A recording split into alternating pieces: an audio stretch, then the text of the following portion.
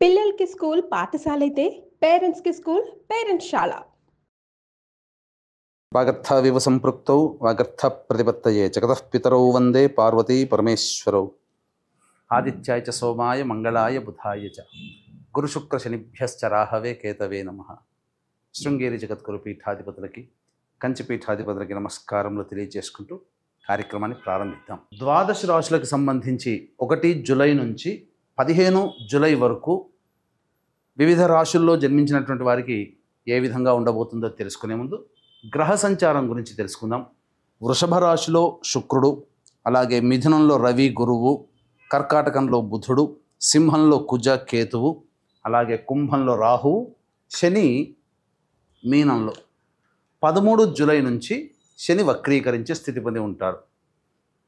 అయితే ప్రధానంగా గమనించుకున్నట్లయితే చాలామంది ప్రేక్షకుల్లో ఉన్నటువంటి చాలా సందేహాలు, కొన్ని చెప్పినటువంటి విషయాల్లో కొన్ని మాకు ఫలితాలు సరిపోవట్లేవు అని అంటున్నారు. అంటే దీని అర్థము చాలామంది చూసుకునేటువంటిది సన్ జొడాయిక్ సైన్ ద్వారా చూసుకుంటున్నారు. అంటే ఈ ఉదాహరణకు చెప్తున్నాను, 23 జూలై నుంచి 22 ఆగస్టు మధ్యలో పుట్టినటువంటి వాళ్ళకి లియో సైన్ అని చెప్తారు. కాబట్టి సింహరాశి గురించి చెప్పేటప్పుడు 23 జూలై నుంచి 22 ఆగస్టు మధ్యలో పుట్టిన వాళ్ళు చూసుకుంటున్నారు. అది తప్పు. మీరు జన్మించినటువంటి జన్మ తేదీని అనుసరించి ఒక నక్షత్రము, ఆ నక్షత్రాన్ని అనుసరించి రాశి ఉంటుంది, ఆ రాశి ప్రకారమే మీరు చూసుకోవాలి.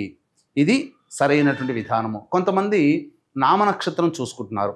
ఉదాహరణకి శ్రీనివాస్ అని చెప్పి అనుకున్నాం అనుకోండి, చాలామంది సి అనే అక్షరం ఈ శతభిష నక్షత్రంలో ఉంటుంది కాబట్టి కుంభరాశికి చూసుకుంటున్నారు, తులారాశికి చూసుకోవాలి. కృష్ణవేణి అన్నప్పుడు మిథున రాశి చూసుకుంటున్నారు, అది కూడా తులారాశి, అలా చూసుకోవాలి.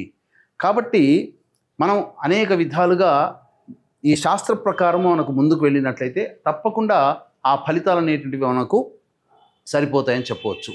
ఇక ఆలస్యం చేయకుండా వివిధ రాశుల వారికి ఈ 1 జూలై నుంచి 15 జూలై వరకు ఏ విధంగా ఉండబోతుంది, ఆదాయ వ్యయాలు, ఖర్చులు, అలాగే పరిస్థితుల అనుకూలత, ఇవన్నీ కూడా క్లుప్తంగా మనం తెలియజేసుకునే ప్రయత్నం చేద్దాం. ద్వాదశ రాశులలో 2వ రాశి అయినటువంటి వృషభ రాశి వారికి జూలై 1వ తారీఖు నుంచి 15 జూలై వరకు కూడా ఏ విధంగా ఉండబోతుందో తెలుసుకునే ప్రయత్నం చేద్దాం. ఈ యొక్క వృషభ రాశిలో జన్మించినటువంటి వారికి రాశ్యాధిపతి అయినటువంటి శుక్రుడు రాశిలోని సంచారం అద్భుతమైనటువంటి యోగ కాలము.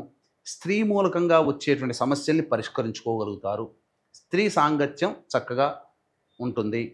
అనగా మీ యొక్క పనులకి ఇతరులు, స్త్రీలు ఖచ్చితంగా సహాయ సహకారాలు అందిస్తారు. ముఖ్యంగా నూతన వ్యక్తులు పరిచయం అయ్యే అవకాశం ఉంటుంది. విందులు వినోదాల్లో పాల్గొనే అవకాశాలు ఖచ్చితంగా ఉంటాయి.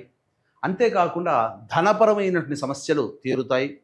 గృహంలో మార్పులు, వైభోగానికి సూచించేటువంటి గృహోపకరణాలు కొనుగోలు చేసే అవకాశము శుక్రగ్రహ సంచార ప్రభావంలో కలుగుతుంది. ఇక రవి యొక్క సంచార ప్రభావము ప్రధానంగా జాగ్రత్తలు పాటించాల్సినటువంటి, చేస్తున్నటువంటి ఉద్యోగంలో కలతలు వచ్చే అవకాశం ఉంటుంది. అనగా కొంత చెయ్యని పనికి కూడా మీరే తప్పు పని చేసినట్టుగా మీ మీద నిందారోపణలు చేస్తున్నటువంటి ఉద్యోగస్తులకి కలుగుతాయి. ఇక వ్యాపార పరంగా చూసినా, వృత్తిపరంగా చూసినా, లేదా సర్వసాధారణంగా ఈ వృషభ రాశిలో జన్మించినటువంటి వారికి ప్రభుత్వానికి సంబంధించినటువంటి దండనలు అనేటువంటివి జరుగుతాయి. ప్రభుత్వ మూలకంగా ఖర్చులు పెట్టాల్సినటువంటి పరిస్థితి. ఉదాహరణకి వాహనం నడుపుతుంటుంటాం, ట్రాఫిక్ చలనాల రూపంలోనూ ఏదో ఒక రూపంలో ఈ వృషభ రాశిలో జన్మించినటువంటి వారు ఈ 15 రోజుల్లో ప్రభుత్వానికి సంబంధించినటువంటి జమ చేస్తారు. తమ ఆదాయాన్ని ప్రభుత్వానికి ఇస్తారని చెప్పవచ్చు. ఇక గురుగ్రహ సంచార ప్రభావం చూసుకున్నట్లయితే సంపూర్ణముగా యోగదాయకమైనటువంటి పరిస్థితి. ధనపరమైనటువంటి సమస్యలన్నీ కూడాను తీర్చుకుంటారు. ఏ విధమైనటువంటి ఇబ్బందులు ఉన్నప్పటికీ కూడా అవి అన్నీ, ఆ ఇబ్బందుల్ని కూడాను అధిగమించుకోగలుగుతారు. పెద్దల యొక్క సహాయ సహకారాలు సంపూర్ణంగా ఉండడం అన్ని విధాలుగా యోగదాయకంగా ఉంటుంది. అనుకున్నటువంటి పనులని పూర్తి చేసుకోగలిగేటువంటి వెసులుబాటు మీకు ఈ గురుగ్రహ సంచార ప్రభావం వలన కలుగుతుంది. ఇక ప్రధానంగా ఈ బుధగ్రహ సంచార ప్రభావము వృషభ రాశి వారికి అనుకూలంగా లేదు. ముఖ్యంగా మిమ్మల్ని డబ్బు అప్పుగా అడిగే వ్యక్తులే మీకు ఎక్కువగా పరిచయం అవుతారు, లేదా మీ మిత్రులే డబ్బులు అప్పుగా అడుగుతారు. కాబట్టి ఒకసారి మీ చేయి జారిపోయిందా, ఆ బుధగ్రహ సంచార ప్రభావంలో డబ్బులు నష్టపోతారు.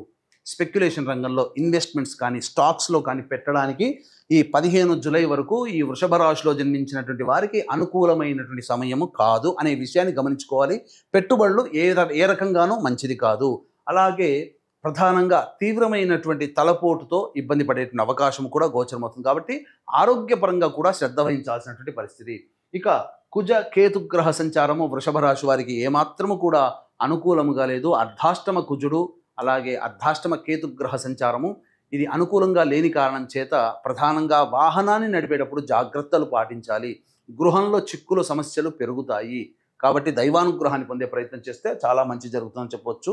ఇక రాహుగ్రహ సంచార ప్రభావము ఈ యొక్క వృషభ రాశిలో జన్మించినటువంటి వారికి ఎక్కువగా అన్ని విషయాల్లో ఏదైనా అనుకున్నది తాము సొంతం చేసుకోవాలి, అనుకున్నది నెరవేర్చుకోవాలనే తపన ఎక్కువగా ఇస్తుంది ఈ రాహుగ్రహ సంచార ప్రభావం.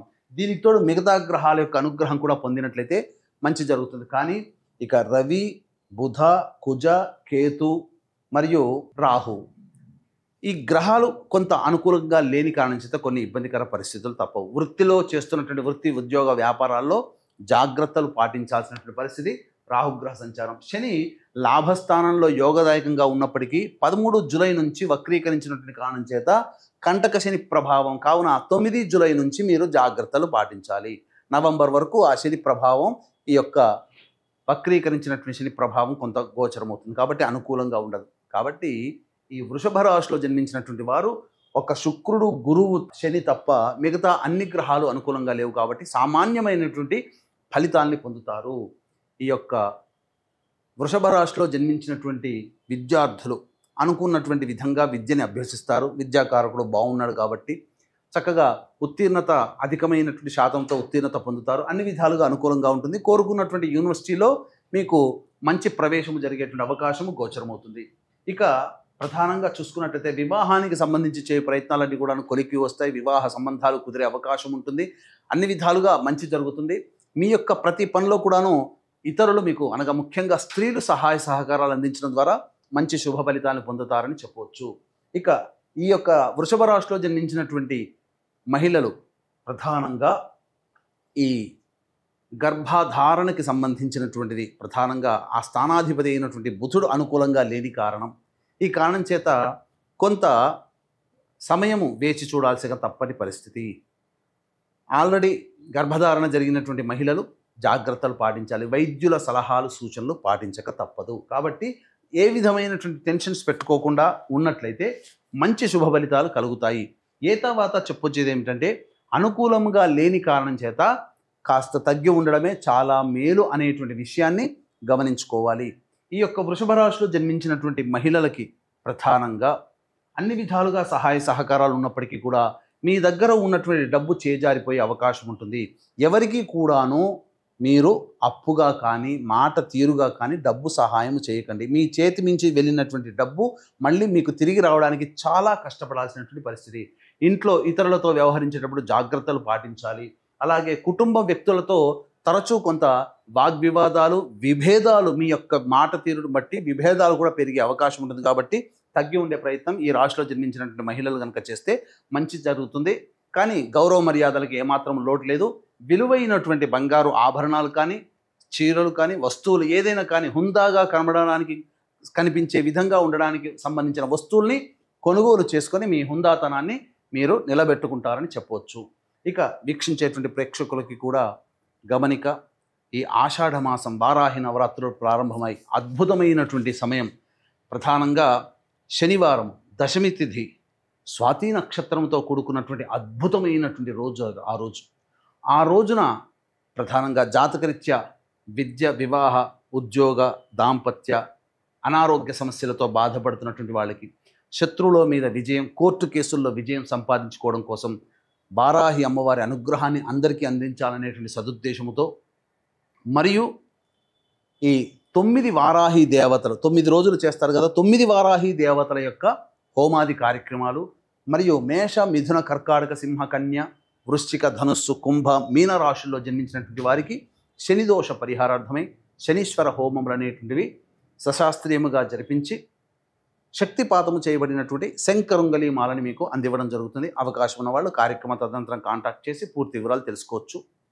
ఇక 1వ తారీఖు నుంచి 15వ తారీఖు వరకు రోజువారీ కార్యక్రమాలలో ఆదాయము, వ్యయము మరియు మానసికమైనటువంటి పరిస్థితి ఏ విధంగా ఉండబోతుందో తెలుసుకునే ప్రయత్నం చేద్దాం. ఇక ప్రధానంగా 1వ తారీఖు రోజున వాహనాన్ని నడిపేటప్పుడు జాగ్రత్తలు పాటించాలి. తల్లిగారి ఆరోగ్యం పట్ల శ్రద్ధ వహించాల్సినటువంటి పరిస్థితి.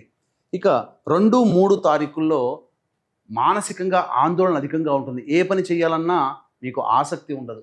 అన్నిటికంటే ముఖ్యంగా ఇతరులు మిమ్మల్ని కలుసుకునే ప్రయత్నం, ధనపరంగా నష్టం జరగడం ఇవన్నీ జరుగుతాయి. కాబట్టి ఈ 2, 3 తారీఖుల్లో మీకు పరిచయమైన వ్యక్తుల ద్వారా ధనము అనేటువంటిది మీకు నష్టపోతారు.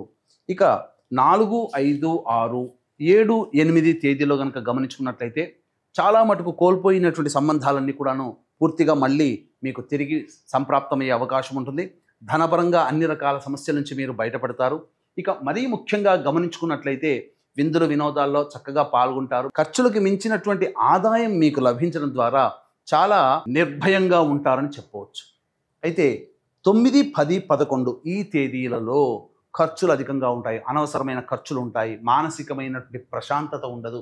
మరీ ముఖ్యంగా ఉద్యోగం చేస్తున్నటువంటి వాళ్ళకైతే ఉద్యోగ సంబంధమైనటువంటి విషయాల్లో కొంత ఆందోళనక తప్పదు. కాబట్టి జాగ్రత్తలు పాటించండి. ప్రధానంగా నిర్ణయాలు తీసుకోకపోవడమే చాలా మేలైన విషయం గమనించుకోవాలి. ఇక 12, 13 తేదీలో కనుక చూసుకున్నట్లయితే సంతానం మూలకంగా విభేదాలు, సంతానం మూలకంగా ఖర్చులు పెరుగుతాయి.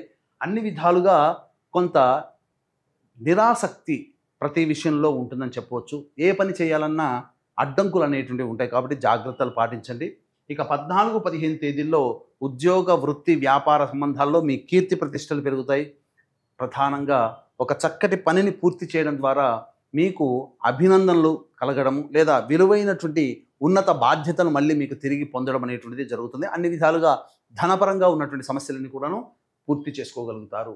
అయితే ఏతవాత చెప్పొచ్చేది ఏమిటంటే ప్రధానంగా మిశ్రమమైనటువంటి ఫలితాలు కలుగుతాయి, సాధారణమైనటువంటి ఫలితాలు కలుగుతాయి. కాబట్టి ఓవర్ ఎక్స్పెక్టేషన్స్ అనేటువంటివి పెట్టుకోకుండా మంచి కాలం కలిసి రావాలనే సదుద్దేశంతో ముందుకు వెళ్ళే ప్రయత్నం చేయండి తప్ప మీ యొక్క జీవితంలో ప్రధాన నిర్ణయాలు తీసుకోవడానికి సమయం అనుకూలంగా లేదు. ఉన్నదాంతో మీరు కంటిన్యూ అవ్వండి. అన్ని విధాలుగా ప్రశాంతంగా ఉంటుందని చెప్పవచ్చు. ఇక ఈ వృషభ రాశిలో జన్మించినటువంటి వారికి సాధారణంగా వచ్చేటువంటి సమస్యల పరిష్కారం కోసం ప్రతి మంగళవారం సుబ్రహ్మణ్య స్వామికి అభిషేకము, అర్చన జరిపించండి. చాలా సమస్యలు తగ్గుముఖం పడతాయి. ఇప్పుడు చెప్పినటువంటి సమస్యల కంటే ఇంకా ఎక్కువగా మీరు సమస్యలు ఎదుర్కొంటున్నట్లయితే దగ్గరలోని మంచి ఉపాసనాపరులైనటువంటి జ్యోతిష్యులను సంప్రదించి వారి సలహాలు, సూచనలు పాటిస్తే మరింత మెరుగైనటువంటి స్థితిని పొందుతారని తెలియజేస్తూ సర్వం శ్రీ ఉమామహేశ్వర పరబ్రహ్మార్పణమస్తు.